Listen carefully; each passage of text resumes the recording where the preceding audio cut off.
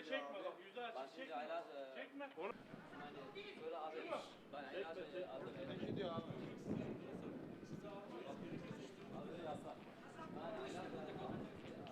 Bu mu? Sen benim peşimden niye geliyorsun? Şu mu? Evet. Niye beni takip ettin ablacığım? Bana.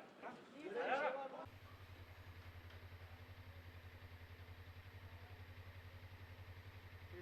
Çabuk söyle ben gelmek istedim. Allah. Tamam gel.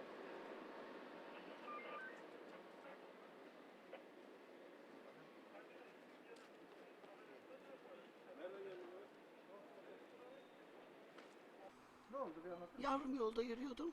Para çektim. Adam beni bekledi karşı kaldırımda. Ondan sonra da yüzüme doğru böyle yaptı gelirken. Yani beni şaşırtıp herhalde öksürdü, şaşırtıp hani parayı almak için herhalde yaptı yavrum. Ben de bekledim bir yerde eczanede biraz 15-20 dakika sonra polislere söyledim. Şimdi diyor ki gözüm görmüyor, yanlış diyor. Gözüm görmüyordu.